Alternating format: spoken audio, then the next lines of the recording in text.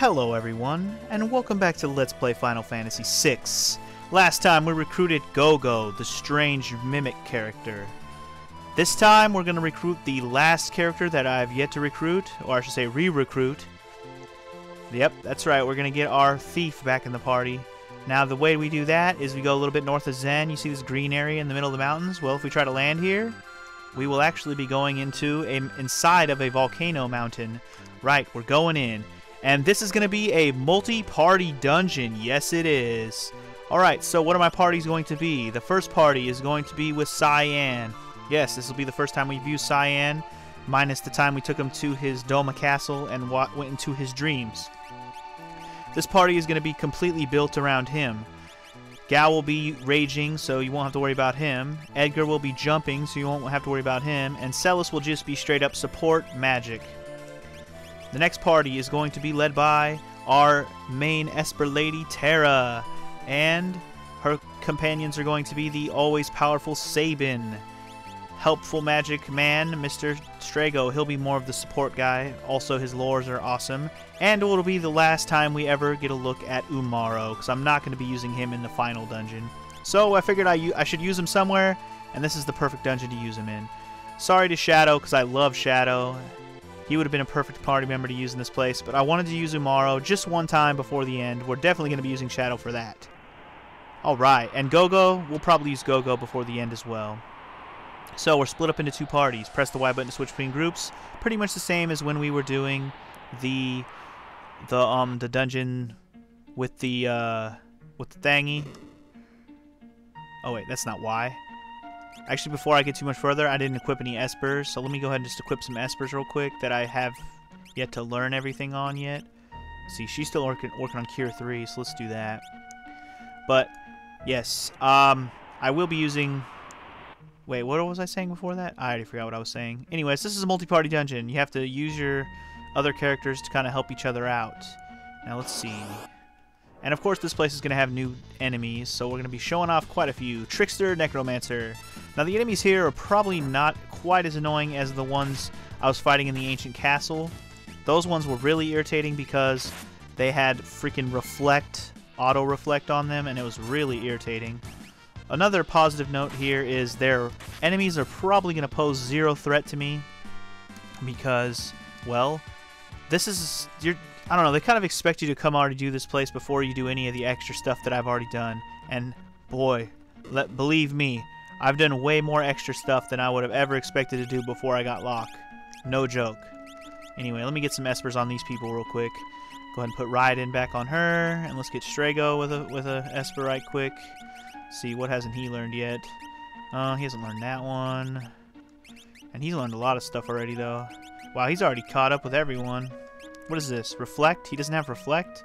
He doesn't have Fire 1? Okay, well, let's learn Fire 1 just so he has it. I don't care. He's going to learn it in one battle. Switch back over to Cyan's party. Let's go in the other door that we just opened. So you got to work your teams together to get through these doors. Simple as that. Just step on the next switch you see and head on past the spikes you lowered. I mean, that's going to be like the basics of this whole dungeon. Alright, another new enemy called a Phase, which is very similar to the enemies that we fought on the floating continents. I don't remember what those were called. I really don't. All I know is this should be relatively easy dungeon. That's all I keep saying to myself. This dungeon is going to be super easy to me at this point. I'm already way over leveled for what this dungeon would call for. It's just going to be fun to have one last hurrah. Or not one last hurrah, but a hurrah where I'm going to just own. Because the last dungeon where we have multi-party with Kefka's tower involved, ugh, F that dungeon. We got 3 parties when we deal with that. But we'll get to that when we get to that. And some more new enemies here. We got the Chaos Dragon and some Ouroboros and a Sea Flower. Chaos Dragon is actually kind of powerful. You can fight him in the arena. I haven't bothered to do that yet.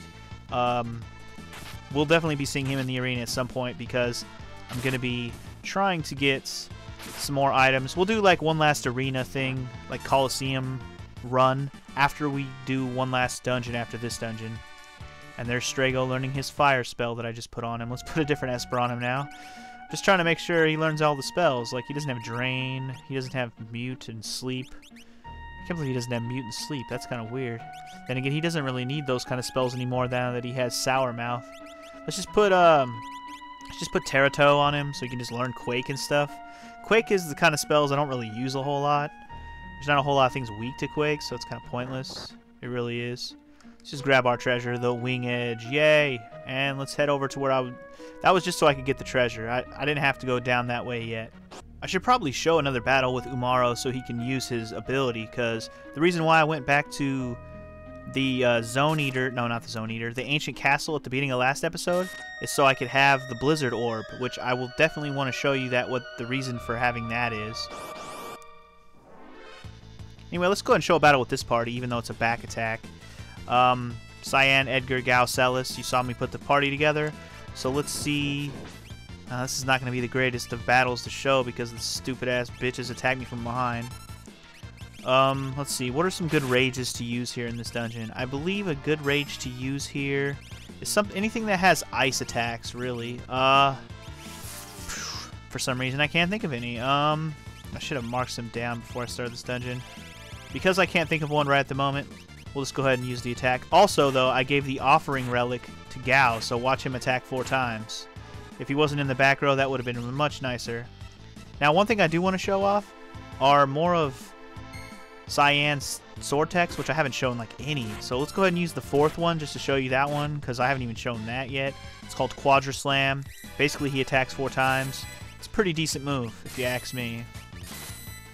And I like that it has its own animation where he just kind of goes around the field and chopping everybody equally.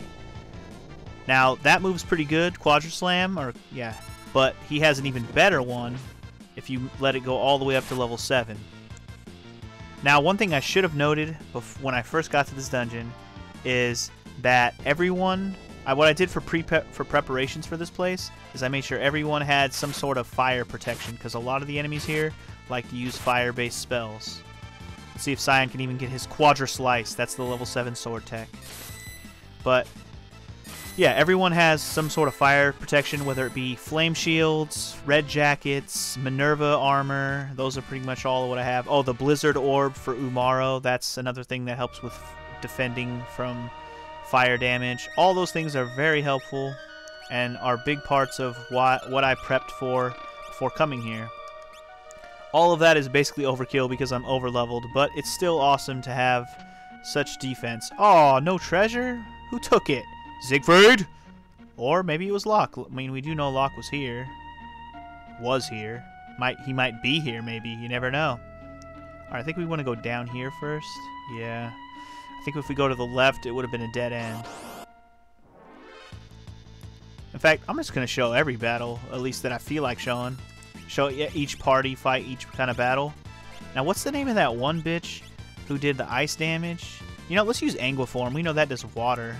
Water damage is just as good. Okay, let's go ahead and use some Ice 3 on all. That should be some kick-assness.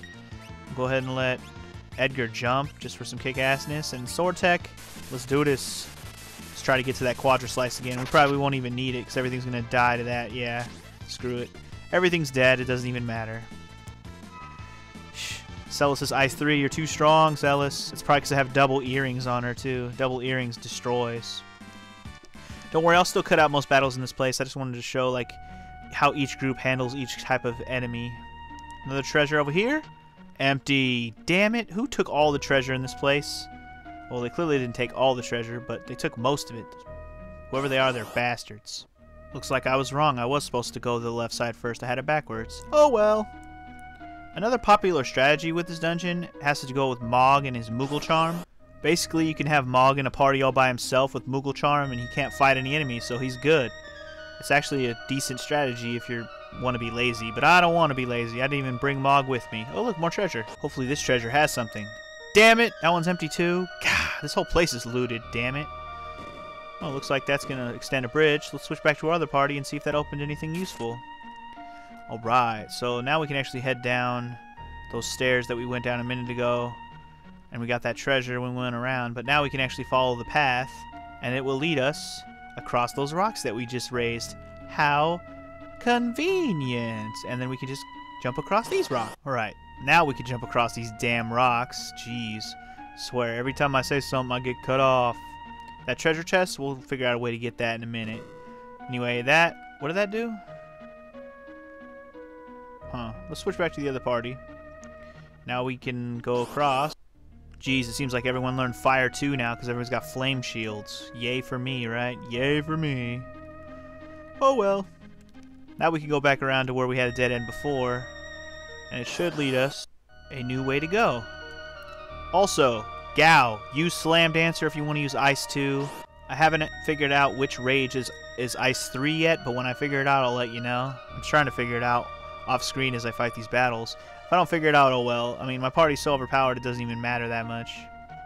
Let's head back in here and hit this switch so we can get our other party through as well. Wait, what the heck?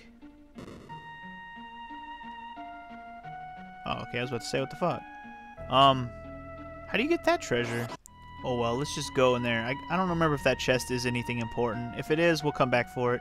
But for now, let's go ahead and just move on, because we're at the save point. Which, you know what, I'm going to ignore the save point for the moment, because I'm going to step on the switch, so my other party can come back in here and cross those spikes. That will be convenient for them, won't it? All I have to say is whoever designed these dungeons made it way too convenient for two people to help each other out getting through it. But the people who design these dungeons in real life, though, they get a round of applause, because that's a clever way to use up more than just 4 party members when you have so many to choose from. Oh look, we jumped across, yay! I don't know if that's what we should have did, but we'll find out in a moment, won't we? If it leads us to a treasure, it was well worth it. If it leads us to an empty chest, well, fuck you then, game. Fuck you. Yeah. Ah, fuck you then, game. Fuck you. Damn it. I want more treasure. Gao is flying up levels here because I haven't been using him a whole lot in the world of chaos or ruin or whatever the hell this place is called. Oh, that's right. You can hit a switch, and this is going to release all the water into the previous room, which is therefore going to make the entire lava room become a not lava room anymore. Well, I guess it still looks like lava, but you can walk in it now. And we can go down here, but it's a dead end, so let's switch back to the other party. Ooh, now they can go down here into the lava. Wait, before I do that, what's over here? Well, maybe I have to go this way. Hold on. Let's, you know, I'm not worried about a save point. Let's just keep going. Let's just move on. Let's continue on our path. Oh, look. I believe all we need to do in with this party is stand on that switch so party number 1 can move some more. And then we'll go ahead and stand in here a little bit. And there is the dragon and another treasure, but we're going to ignore it for now. We will soon be able to reunite both parties in the same area. So when we get to that, we'll have fun with that. But before we go down there, we're actually gonna go back to the other room because something happened with the treasure that we wanted to get. Oh wait, oh, fine. I guess that's not what I thought. I think maybe there's another path to get down and back into that last room because there's a treasure chest that we can actually get over there. We must have to go through here first. Or maybe there's another treasure chest that I'm tripping off of. I mean, besides the treasure chest over by that red dragon, there is one other treasure I want to make sure I get before I leave this place. And this is it. This is the treasure chest down here. Aha. I knew it was one that I passed and I had to come back and get it. The ribbon. Yes, we got ourselves an extra ribbon. So now we have 2 of them. I would have 3 if I would not have bet one in the Coliseum earlier. But to each his own. I didn't feel like I needed that many ribbons. A couple is nice. You can actually get unlimited ribbons by stealing from a certain enemy that I'm gonna show you guys a little bit later. A certain enemy that you can fight. He's pretty damn hard, but I'm at least gonna show you that you can steal ribbons from him. So anyways, to open the path, you put both characters on this switch, or these switches rather, and it will open the path ahead. But we're actually going to take on that dragon right now before we get too much further, because we're actually done with this dungeon overall. So we're going to take on this dragon who's guarding the chest, and it's pretty hard to get past him without, or grab the chest without fighting him, but it doesn't matter. It's not like the chest helps fight him. Anyways, we're all healed up. Now let's take him on, and we have fire protection, so we are in the fire cave-ish. We're in the Phoenix Cave to be exact. We're going to fight a red dragon who, guess what, uses fire techniques. Big surprise, right? That basically cripples the shit out of him because I came in here all suited up to take on anything that does fire damage. So, yeah, I'm just gonna spam ice and water and just kick his ass. And I figured this is the perfect party to do it because Sabin kicks ass, Umaro kicks ass, and maybe he'll do his little blizzard move even, just so I can show it off. I mean, between that and then also being able to use stuff like Ice 3 and Aqua Rake. There's the Storm move that I've been waiting to show, which is also going to kick some extra ass on this guy. Basically, this party is undefeatable against the way I have it set up against the Red Dragon. It's pretty much a walk in the park at this point. And that concludes the battle with the 5th of 8 dragons. So we have 3 left to defeat. Where could they be located in the world? We shall see eventually. And we got ourselves a Strato Sword, another Strato Sword, for defeating it. And inside the chest we get ourselves another Dragon Horn, so now we can have 2 Dragoons who kick complete and utter ass. All we need is another Pearl Lance and we'll be undefeatable. Guess what we can do with the Strato? Make it another Pearl Lance. But we'll deal with that later. For now, let's finish off this dungeon by heading down here over to these stairs. And as we head down these steps, prepare yourselves, guys, because we're going to fight ourselves another... No, we're not. I lie. We're not going to see a boss. It's not a dungeon with a final boss, as lame as it is. It's kind of underwhelming if you ask me. There should be a final boss. But anyway, we found our good friend Locke, finally. You're all safe! Behold, a legendary relic that can restore life. Oh my god, I almost forgot what voice I was using for Locke for a second. That looks like magicite. Correct! Legend has it, ages ago, the phoenix was turned into a stone. And many legends are based on facts, so you know what that means. All legends are true. This has some major cracks in it, though. I fear it may have lost its power over time. We'll have to just equip it and find out what magic we can learn from it. I wasn't able to save Rachel. I've lost all sense of purpose. My life will have no meaning unless I can right this terrible wrong. Well then, let's do it. Will you come with us? Only as far as Kolingen. What? You're only going to go with us to Kolingen and then you're going to leave us? But we have to re-recruit everybody. We can't, no soldier left behind. Well, I like that it automatically teleports us to Kolingen. We don't have to backtrack and fly there and all that madness. Straight back to Kolingen. Let's watch more cutscene. Can his Phoenix spells work on it? It does have the power to re-revive people. Will it work? Or will we get ourselves a Frankenstein's monster? Dun dun dun. Dun dun dun dun. Dun dun dun. If only the magicite didn't bear those deep cracks. I think you've been wasting your time, young man. Aww, wasted the time. Psych. Look at that shiny. It ain't wasted. We gonna get our girl back. Look at that. The Phoenix. That reminds me of the Phoenix silhouette they use in X2, the movie X-Men. When the Phoenix at the end in the water. Yeah, that's what that reminded me of. Oh! The magicite's gonna shatter! Oh no, don't let it shatter. No. No, I wanted to use that. I want to learn magic from it. Wait. It worked! Her eyes opened. Rachel!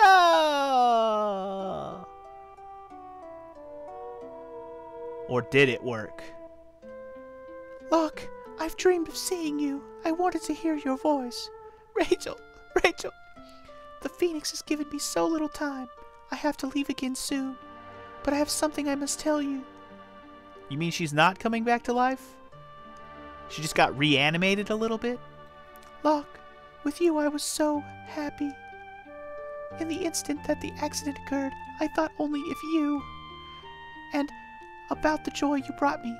Thank you, Locke. I'll never forget you. For now I must go. Rachel! I have to go now. I'll always love you. You must now cast off the anguish you've been harboring inside for too long. Today, I set your heart free. You must learn to love yourself again and regain your self-respect. I release you. Phoenix, be reborn again and give your power to Locke. Please, don't go. I need my booty. Oh, Rachel! Come back. Nope. Once you blink and turn into shiny, you are gone forever. Thus is the rule of Final Fantasy. Now that your body is gone, you're gone. So sad. Poor Locke. This whole game, that's all he's been trying to do, man. And now, here we are, closing in, ready to defeat Kefka, and now he knows for sure he'll always be alone. But there's always new booty on the horizon, if you know what I'm saying. Wow, this is like a really drawn-out cutscene. Then again, you gotta let it sink in that Locke just had his woman taken from him for sure, 100%. Hope is now gone. But like I said, there's new booty on the horizon. And speaking of new booty on the horizon, hey, there she is. Locke. Thanks, I'm okay. I feel lighter than air. From here on, I'll be alright. Let's go! We have work to do. Maybe I should have gave him that Italian whiner accent. It would have been funner to do, at least. Like a Mario whiner. That would have been fun. Like, let's go! I am stupid as Locke. I am stupid. That would have been a funny voice to do. It's alright. It said I made him gay. What are you gonna do? What's up? What's up, bruh? You wanna go? Apparently he doesn't want to go. Huh. What is he doing? Did he decide he wanted to go look at her, look for her one last time? What's going on here? X Potion, Phoenix Down, X Ether, Elixir, Flame Shield, Valiant Knife. What are you just spouting codes? The treasures of Phoenix Cave. Oh, those are all the treasures that were empty. Right, let's move out. We have an appointment with death. I mean Kefka. No, we have an appointment with victory. That's the words you should be saying, Locke. Alright, so in our party is just Locke and Celis. But anyways, that concludes our re-recruitment of all the characters in the game. We now have every character in the game. And I've pretty much done most of the extra stuff. The only real thing left is the Fanatics Tower, which we will take on next time on Let's Play Final Fantasy VI. See you guys then. Peace. Finally, we got all our party members back together again. Did you expect me to get Locke last? I bet you did not. Anyways, what's your take on the whole multi-party dungeon thing? Let me know.